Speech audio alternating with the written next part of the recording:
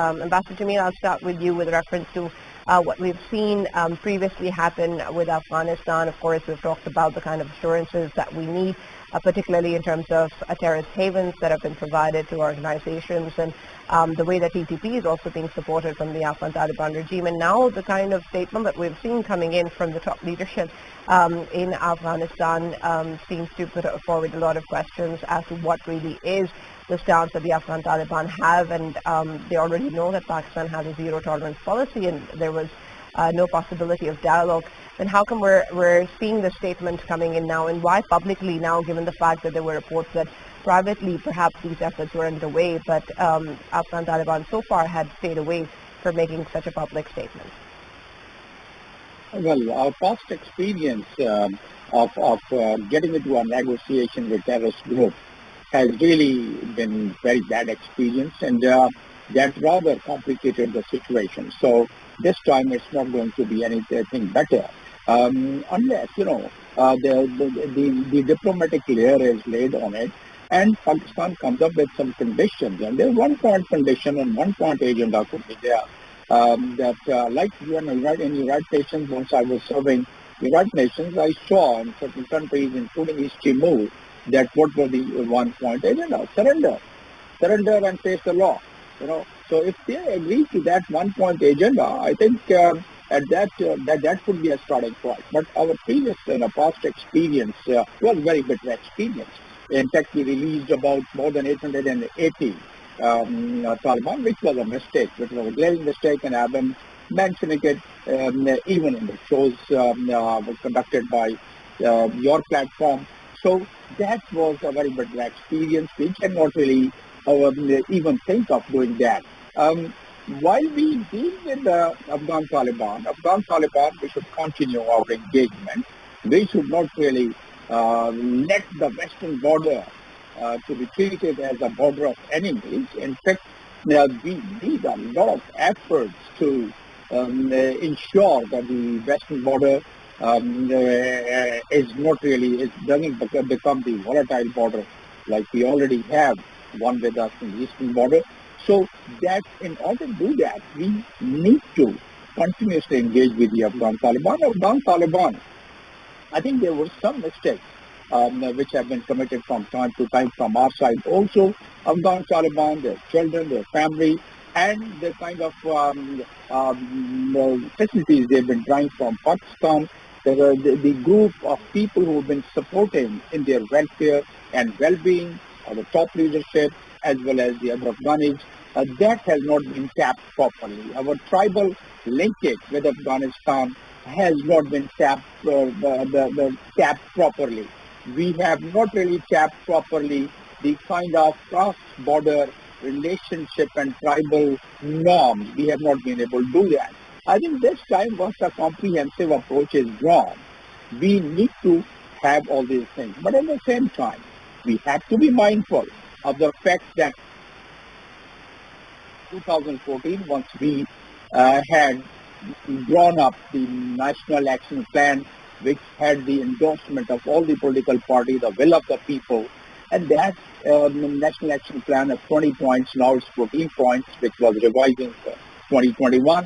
So that National Action Plan was partially implemented, only the operational part of it. But this terrorism, the history has shown the terrorism and counter-terrorism with single-dimensional approach like only operations or military operation alone could be successful, and it was very successful in our country. People give the example of it, but unless there was a comprehensive approach like the development of those areas, like the legislation of the FATA, like the promises which were made to those people at that time, like the alleviation of poverty in those areas, like eliminating or avoiding the area to become more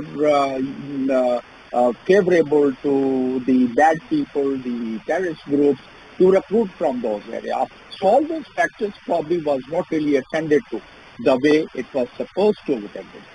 Regarding the negotiation, the rate of the government Then it's not only this country, it's not our country, it's the international community also which makes these observations. We have our image. We have best of the best armed forces with us in terms of their operational capability. So they have proved their mettle previously about conducting the operation, succeeding in their operation. Even in 2002, once the foreign fighters were to be, curbed and driven out or arrested, it was done quite well at that time as well, and subsequently all the operations which were conducted. But as I said, that comprehensive approach, which could have been better border control, which could have been diplomatic pressure, which could have been sharing of intelligence. If five countries could have five eyes and share all the intelligence, why can't we have intelligence sharing with our neighboring countries and friends like China, even Iran and Russia, Central Asian countries? We could do that. We probably have lagged in that also. We have to really we did it partially, but we have to make it a little more robust in doing that. Now, once the National Action Plan was revised in 2021, the same very point which we could not address the seminaries, their registration, and still there are complaints, and even UN monitoring cell from time to time have been indicating, besides other things, that these seminaries, some of them, not all, they've been, used for the radicalization. And radicalization in the point number 9, it was clearly addressed. It was not attended to properly. And then again, the point number 10 of the revised National Action Plan has not been attended to, which is the Balochistan Reconciliation Program, not done properly. It has partially been done because we can't open all the fronts. We can't really let all the fault lines, blow up at one time. We have to really address some of the problems locally, some of the problems within the country, the other problems which has its international connotation. We need to have that kind of approach. It's a very simple thing. The internationally David Petraeus has made a statement in front of the Foreign Relations Committee and the Defense Committee back in 2010 that the TTP has linkage with Afghan Taliban.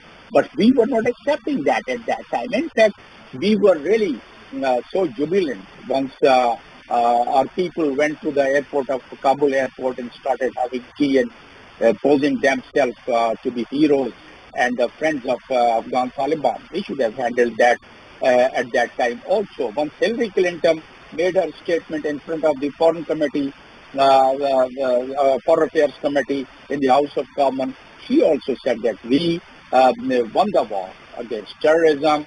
We used Pakistan quite well, and we did not rehabilitate them. We just shook our head in hand, and we came back. We should have done some international outreach at that time also. We should have capitalized David Petraeus' report, David Petraeus' statement, Hillary Clinton report, and so many other reports of the monitoring team by itself, United Nations report, reports by some of the think tanks outside. In fact, we keep saying whatever we say, bottom line, what is to be done? We have to identify all those. We have to do the introspection. We have to evaluate our condition and situation. We have to jot down the points, how it went to this stage. This country, such a peaceful country before 79. What happened to this country? What are those factors, external and internal? List it down. Once we list it down, we'll be able to attempt to solve and resolve that problem. In one word, in 2 words, it's just a reverse engineering required. But are we? Are we totally cognizant of it? The NECTA is there. Other agencies are there. United States made Homeland Security and all the coordination made after 9/11. We have yet to reach that level, although there is a coordination now, but it needs to be improved further. Last point, our capacity building, which is now going quite well, but it needs more the capacity plus the gadgets, the innovation.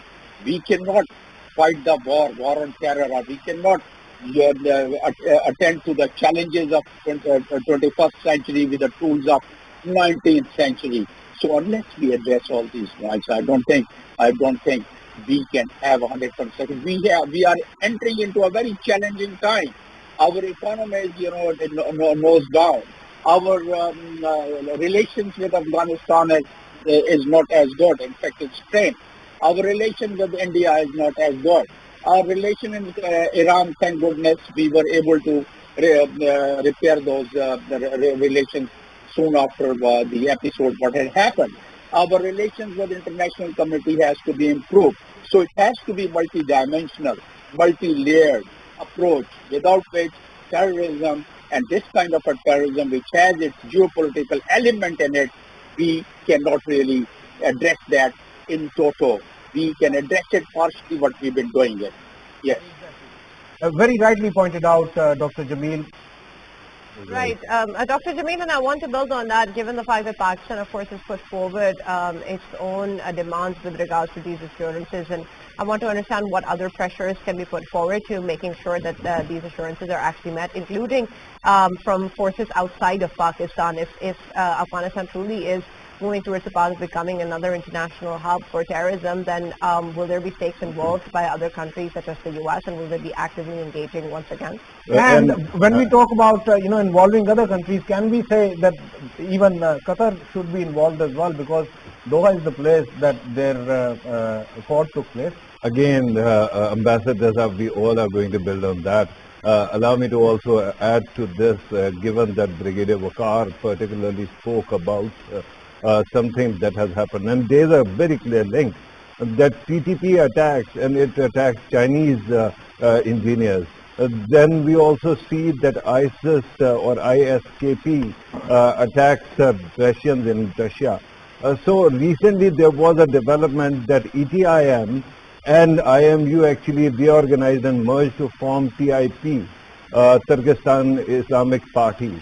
And it seems that it is also based in Afghanistan. Is there possibility that both TTP and ISKP are actually working as enforcement wing of the TIP as well, and that's why both Russia and China are also under attack? That's very much so. In fact, there is a cross-cutting relations. There is a cross-cutting operations. And that's what, some of it has been mentioned in the latest monitoring report of the Security Council. So from that standpoint, yes, there are more than 20 groups in Afghanistan, perhaps more, and they are collaborating. Afghan Taliban, they are in knowledge of it. And then the two questions arises that Afghan Taliban have not really acceded to A, the accord, B, Security Council resolution, which was passed soon after Afghan Taliban had taken over. Then after that, there are three more Security Council resolution, and they are defiance of that. No, Pakistan has a very delicate choice. Pakistan, can it pitch totally against Afghan Taliban and start fighting and start having a military operation? I would say no. As I said that earlier, we have to really harness all the available courses of action, which I mentioned in the previous segment. We harness that, and we can then go for the integrated actions. If Taliban do not agree to, I wish that stage does not arise, because there is a Charter of the United Nations, and we have to follow that also. But if that is to be required, that the other terrorist groups, which is affecting China, which is affecting other countries, then in that case, those countries have to join hands, and they get the strength of the Security Council resolution, which I just mentioned, and therefore Pakistan should then in that case take action, limited action, selected action, intelligence-based action on a very on an integrated basis, along with the cooperation and collaboration of the other countries, if that stage arises. But I think Pakistan, with multi-dimensional approach, with multilateral or multi-layered approach, they can address it to the greater extent. And rest of it, Afghan Taliban also know that we have our ingress and access to Afghanistan, because people, our friends are also there in Afghanistan. Not that 100% population are not in Afghanistan, are not our friends. So we have the information, we have the intelligence. We are reluctant in carrying out those full-fledged operation in the Afghan soil, Afghan territory, respecting the United Nations Charter. But if that comes to that stage, perhaps a Security Council resolution could be moved again by those countries who are affected, because if this menace, as the monitoring team of the Security Council mentions, that is a threat to the not only to the region but the entire world, the way it is growing, the menace of the terrorism. Then the final question arises to anybody's mind like myself, that are they 100% capable of addressing the menace of regrouping of terrorist organization under their nose? Partially yes, but partially no. Because, and then secondly, the kind of comradeship which Taliban had developed during the war against Soviet and then against the Americans, the kind of comradeship, they are cousins, they have really fought war Dr. together. Jamil, you think it's a problem of capacity or will? Both. Capacity is one problem, but will is a bigger problem. Afghanistan, because of their relations, because of their blood relations, because of their comradeship, because of their fight together for more than 3 decades, because of these factors, they did not hand over those prisoners who had blood on their hands, TTP prisoners, once we asked after taking over Afghan Taliban. And at that time also I raised this point that we should not have that much of expectation from Afghan Taliban because of their will and capacity both. So therefore, we should not really remain complacent about these factors. Yes.